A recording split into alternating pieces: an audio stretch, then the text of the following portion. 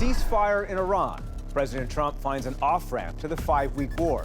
But at what cost? And can the U.S. and Iran make a long-term deal? Tonight on Compass Points.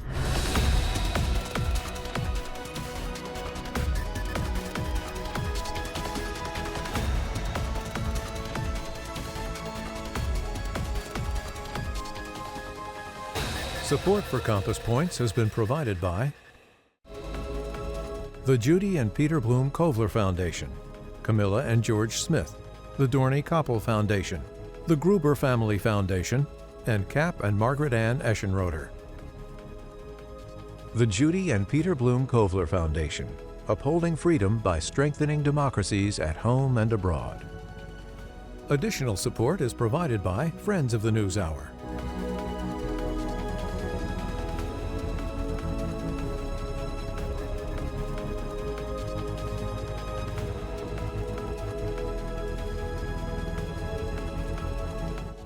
This program was made possible by contributions to your PBS station from viewers like you.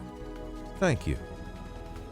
Once again, from the David M. Rubenstein studio at WETA in Washington, moderator Nick Schifrin. Hello and welcome to Compass Points. President Trump began the week threatening Iran, warning its, quote, whole civilization will die unless the Strait of Hormuz was reopened by his deadline. But when Pakistan presented a plan to temporarily halt hostilities, the president embraced it. The U.S. and Iran call it a ceasefire. Vice President J.D. Vance called it a fragile truce. The president's critics say he blinked. Whatever you call it, it was an off-ramp, and the president took it. Joining us now to talk about this, Danielle Pletka, a senior fellow at the American Enterprise Institute. Dana Stroul is the director of research at the Washington Institute of Near East Peace and a former Defense Department official. Ray Takeyh is a senior fellow at the Council on Foreign Relations and a former official on the National Security Council staff.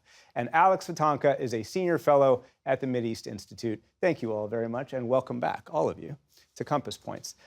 This week, we heard declarations of victory from both Washington and Tehran. Let's start with the U.S. Secretary Hegseth called this a capital V military victory. Danny, did the U.S. win? I think it's very hard for any of us to say whether we've won or not, because we don't really know what the president's goals were. I mean, this is the military says that its goals were obvious, right? So there's no question that we have, and I think that we're using this word accurately, decimated much of Iran's defense industrial complex. Missiles, drones, drones, Navy, Air Force, I say that generously to the Iranians. Absolutely. We've hit their command and control very hard. We have selectively hit some of their nuclear sites and some of their nuclear infrastructure. We've taken out the defensive emplacements around Kharj Island. So the island inside the Strait that Iran uses to export 90% of its oil. Exactly. It's their Kharj Island is their single point of failure economically. So we've done all of those things. If you are General Raisin Cain, the chairman of the Joint Chiefs of Staff, you're going to say, yeah, we did it. Right? Good job. The question is, the military is a tool to achieve something, and the president has thrown some straws in the wind, but he's never really sat down and said, A, nuclear, B, missile, C, terrorism, D, human rights, in that simple, nice way that I just did. Donald Trump, if you hear me, please do that. So you can't say V for victory when you don't know what those 4 points are. If you don't know the points, Dana, can you declare victory? Well, I think what's important about what Raisin Cain and also the CENTCOM commander Brad Cooper have talked about is the military objectives. And by how they defined the military objectives of the American campaign, they did achieve them. They pushed back Iran's ability to threaten the region with the missiles, with the drones. The nuclear program was damaged for sure last summer during the 12-day war. And again, with this campaign, we know that the terrorist network was degraded before this war. Proxies, the proxies, Hamas, all of that. Yeah. But those bigger questions, regime change, Trump actually said we did have regime change. I am really concerned it's for the worse because now we have an IRGC takeover of Tehran. Did we change the regime's behavior, lessen its commitment to the nuclear program, to using missiles, to supporting terrorism? No, and actually I worry that Iran, in this case, the regime, actually discovered a fourth pillar of power projection, which is maintaining control and menacing a strategic choke point, the Strait of Hormuz. So that brings us to, did Tehran win? So Ray, I'll let you begin. Does Iran, as Dana just said, have more leverage today than it did before the war? Can Iran declare victory? For Iran, I suspect the war, they always saw it in existential terms, because their survival was contingent on some kind of a success, some narrative of success, both in terms of their approach to the international community and more critically domestic audiences that were restive. From their definition, they have come out, they have absorbed all the hits by superior military powers. They're still standing. They're negotiating with the United States. They have declared their points of negotiations, the 10-point plan, which is an absurdity, but they have been bold enough to suggest it. They're talking about the fact that the ceasefire has to be declared in the Levant before they accept it. And they have, in essence, I think as Dana suggested, have a security guarantee now. The security guarantee is that they can menace the strategic waterways and impede global commerce when they don't like something that's happening somewhere else, whether it's Lebanon, whether it's the United States doing something. And they have demonstrated they can do that with primitive technologies. That tells you something about perhaps mediation of power in 21st century, because obviously the American and Israeli security forces and armed forces are far more significant. But the Iranians have proven their point.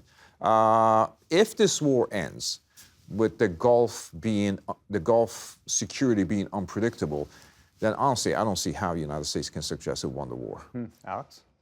No, I agree. I tend to agree with that. I mean, the Gulf states were against this war to begin with. They weren't consulted. Ended up At first, although after it started, they wanted it to be seen exactly. through.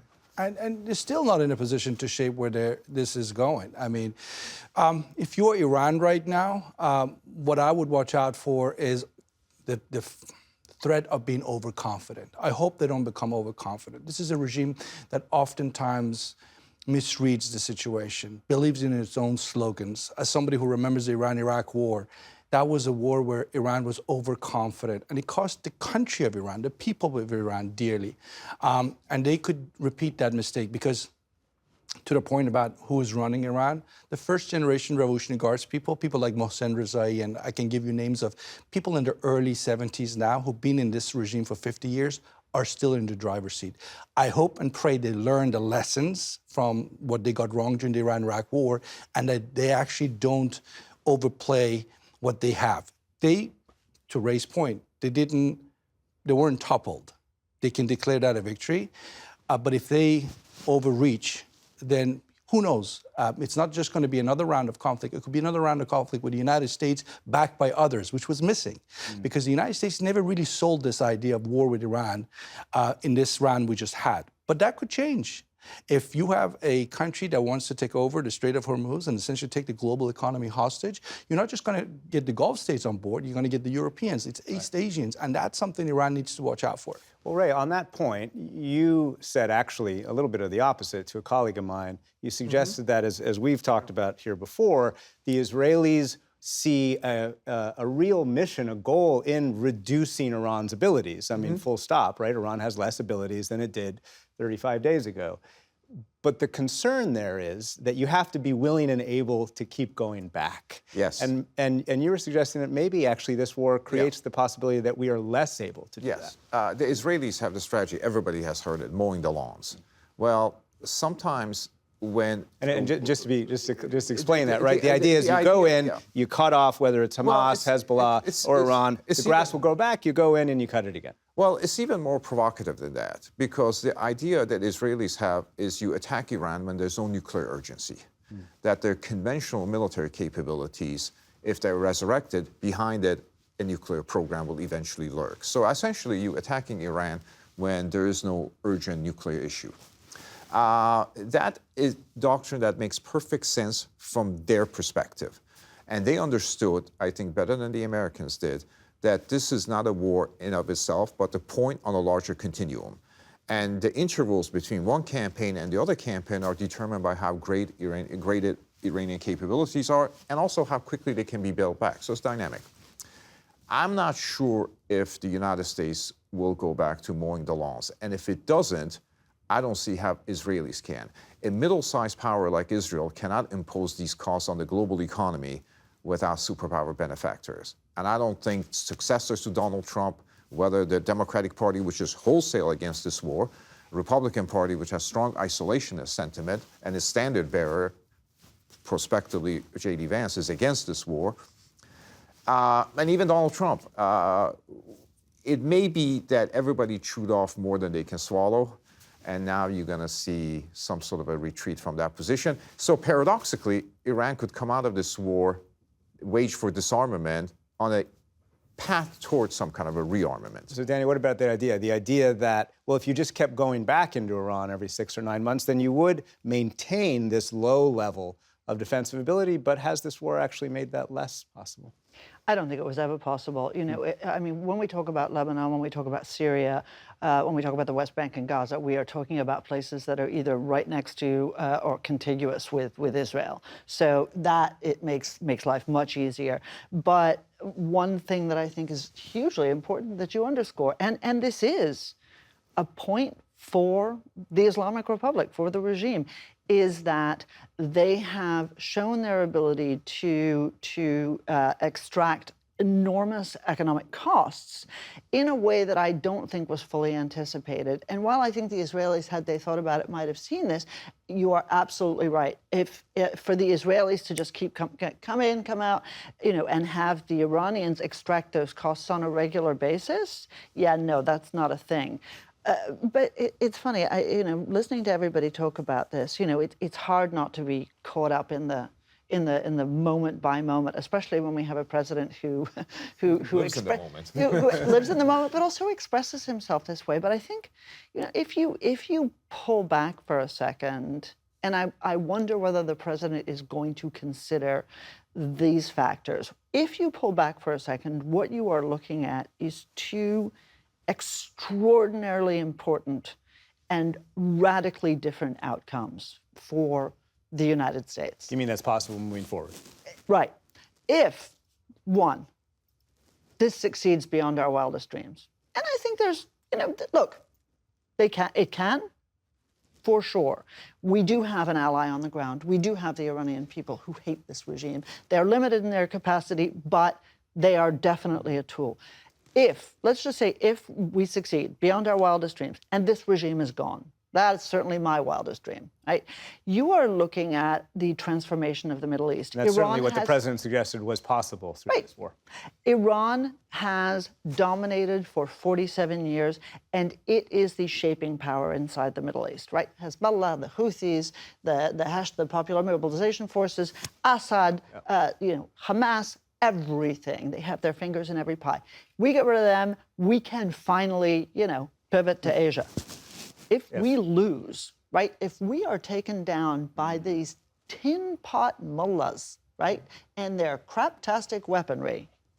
Careful, it's PBS. We got to be sensitive to our language. I can say that. Oops, I think I can say that. Believe me, it wasn't the word that came to mind immediately. But if we are taken down by them, you are China, right? Xi Jinping, you are Russia, you are North Korea, you are every other crummy dictator, and you look at us and think, you're not serious. Alex, the president says there's been regime change. Has there been?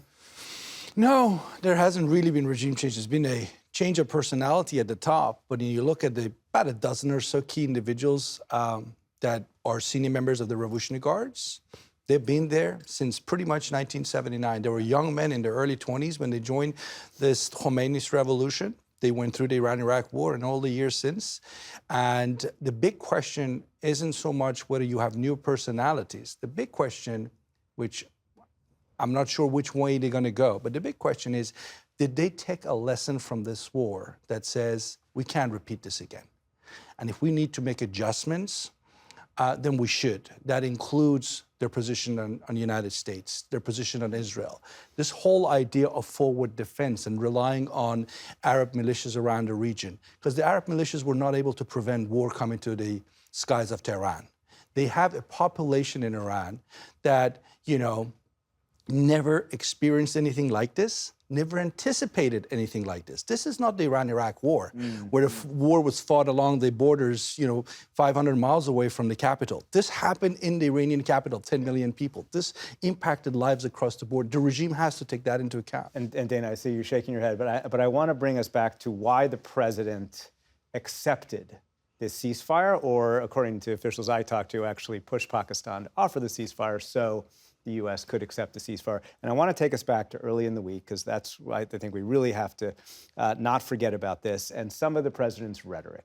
So on Easter Sunday, the president writes this: Tuesday will be Power Plant Day and Bridge Day, all wrapped up in one in Iran. There will be nothing like it. Open the expletive Strait, you crazy bastards, or you'll be living in hell. Just watch. Praise to be to Allah. And then on Tuesday, he wrote, a whole civilization will die tonight, never to be brought back again. I don't want that to happen, but it probably will. In retrospect, Dana, what was the impact of those threats? I think the Iranians sniffed desperation from President Trump. And I'm going to couch my response in some of the conversation earlier about the best case and the worst case scenario.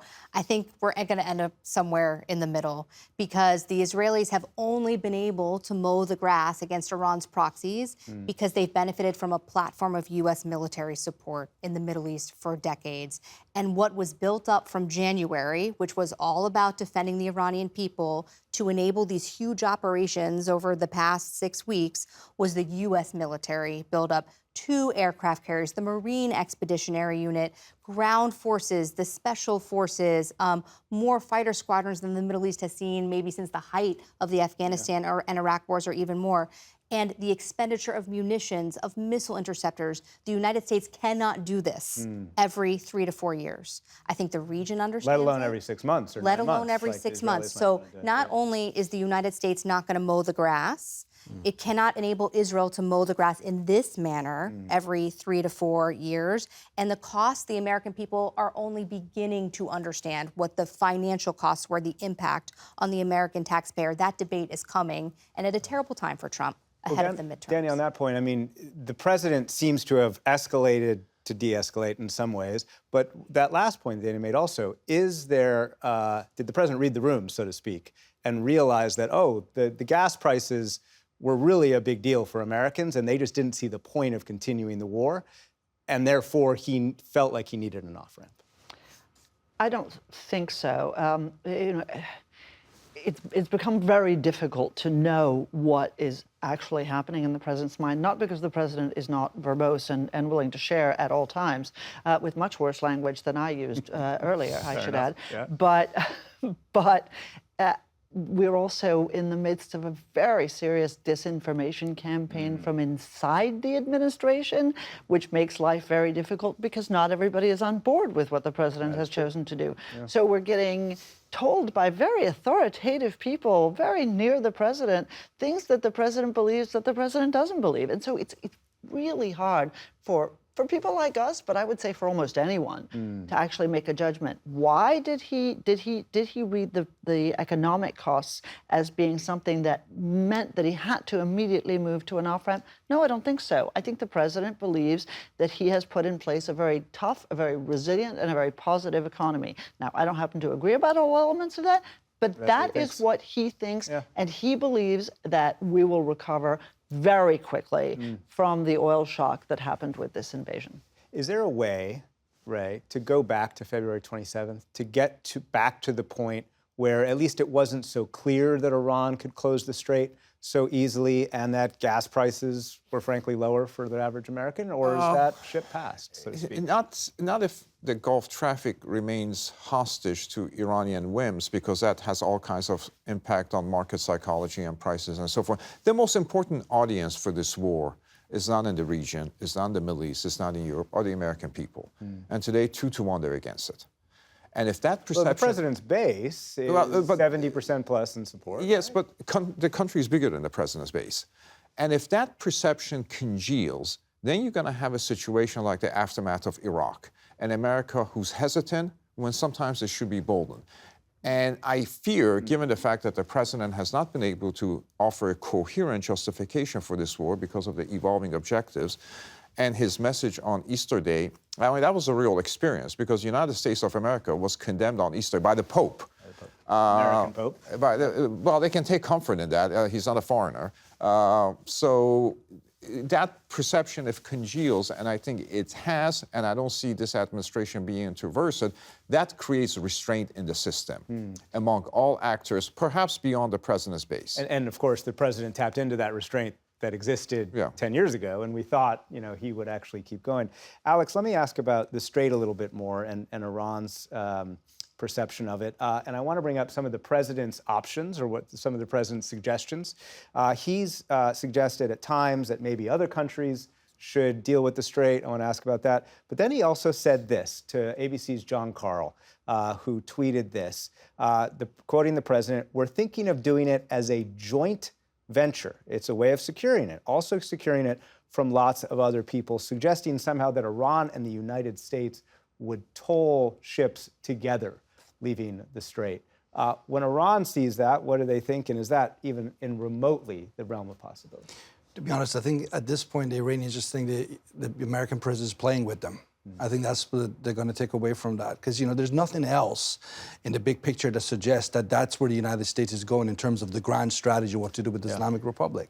It's just a one-off. This is what we can do. Did anybody actually think about what this means, the ramifications? I mean, it's not on the Iranian side, the U.S.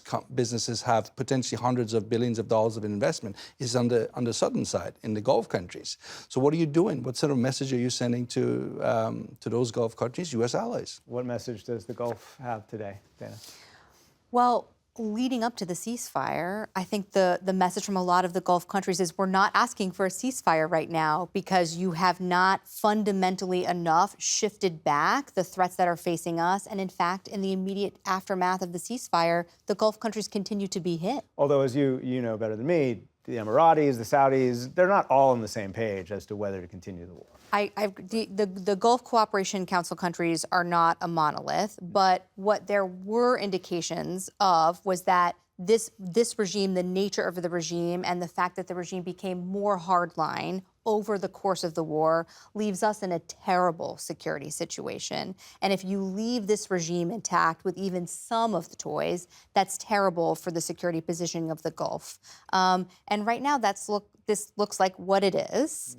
And the Gulf countries don't have a seat at the table when these talks take place in Pakistan, at least immediately. It's unclear who's representing Gulf interests. And they absorbed more blows in Iran's retaliation than Israel. Yeah. And so we don't know where these negotiations will go right now as we sit here. But Danny, how interested do you think the U.S. is in making a deal and making a long-term deal with Iran?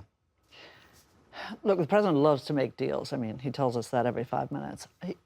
So I think he would very much like to. One thing we ignore with this administration is that they do spend quite a lot of time before they act, seemingly sort of without hesitation, on negotiation efforts, on diplomatic efforts. We did that with Venezuela. We're doing that with Cuba right now. And I've been told, unlike in the first term, the president is actually quite close to Steve Witkoff and Jared, going into the details before they start. Right, I agree with that. And we did try it with the Iranians. I think they tried actually pretty assiduously and didn't get anywhere. So does he in principle want a deal? Yes. The issue is that he has painted himself into a corner. And this is really a sort of a trend line that we haven't talked about that much. But this escalation that you put on the screen that the president articulated in one day and then the next day with increasingly intemperate language looks a little bit like desperation in some cases, to some years, but it also represents frustration on his part at what we've been able to get the Iranians to do. Or to the point, not be able to get right. The Iranians But if that's the case, how does he accept less from them in negotiations in Pakistan? How does he accept them saying, well, we'll bring in the IAEA at some point, JCPOA style? Right. I think the president is really good at adjusting himself and adjusting his narrative. That's too much of an adjustment. And just quickly, because we only have 30 seconds left, Alex, to get the last word, how interested is Iran in that long-term deal? I don't know. I mean, Danny was talking about wild cards before. I really don't know which way they're going to go. They can double down on the path that, Ali Khamenei laid down for him, 7 years of just ideological pursuits of policies that really brought Iran to this point of disaster, or they can try and use this window of opportunity, new leadership. If they take the lesson from this war the right way and take the country in a different direction, that would be the easiest thing for the rest of the world to want to see, or the best thing that could happen. People of Iran benefit, the rest of the world benefit. But this is me being very wishful thinking in terms of my analysis. I think it's a good way to end, right? Wishful thinking. So Dana, Alex, Ray, and Danny, thank you so much. And thank you for being with us. I'm Nick Schifrin. That's all the time we have. We'll see you here again next week on Compass Points. Support for Compass Points has been provided by the Judy and Peter Bloom Kovler Foundation, Camilla and George Smith, the Dorney Koppel Foundation, the Gruber Family Foundation, and Cap and Margaret Ann Eschenroder. The Judy and Peter Bloom Kovler Foundation, upholding freedom by strengthening democracies at home and abroad. Additional support is provided by Friends of the NewsHour.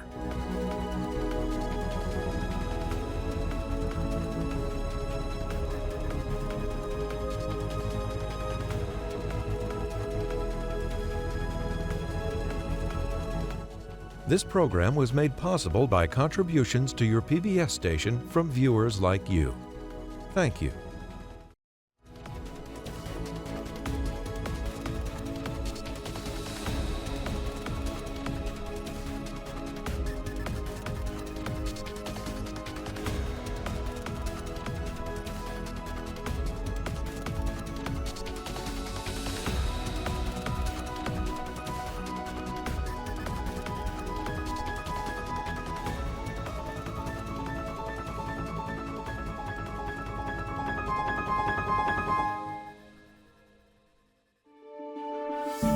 You're watching PBS.